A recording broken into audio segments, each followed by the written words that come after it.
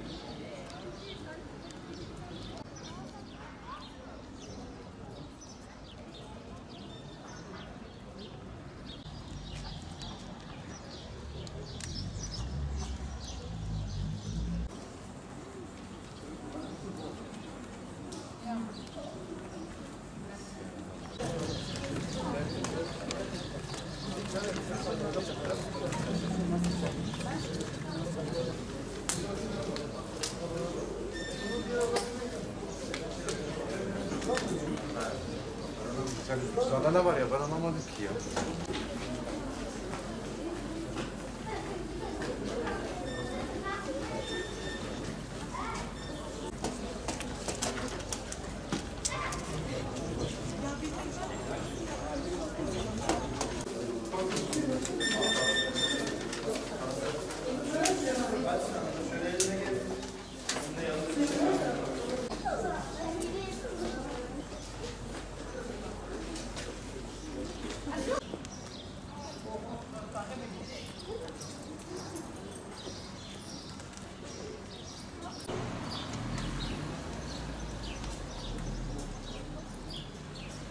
Evet arkadaşlar, sınava girecekler, son 5 dakika.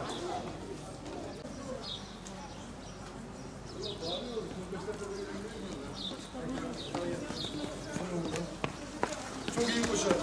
Çok iyi koşar.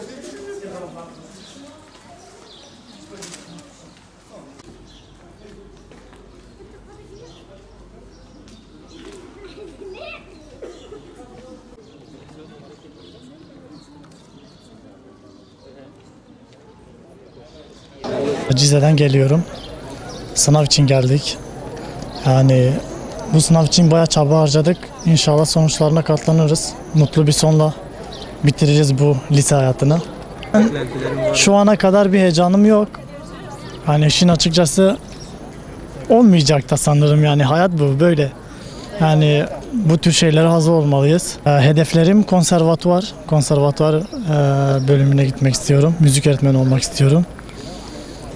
Onun için TYT gireceğim. İlk oturuma gireceğim. Dün gece geldik. Ablamın evi var burada. Ablamda kaldık. Benle 7 arkadaş. Yani onları da misafir ettik. Yani sağ olsunlar, Şırnak halkı da bayağı ilgi duydu. Yani yardımcı oldular.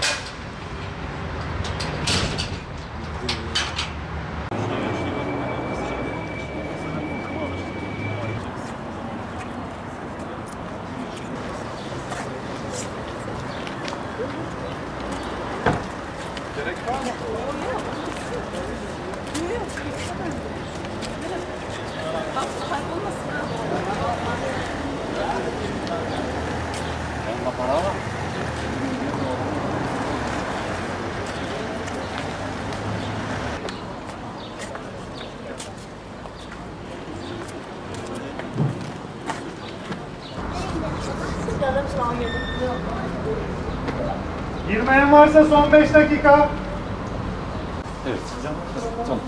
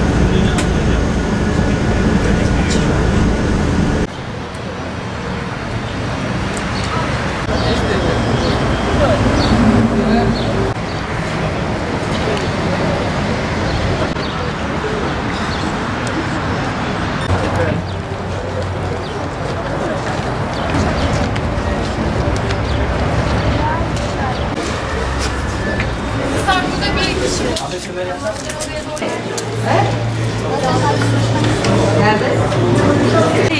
Lütfiye. Yeni yok.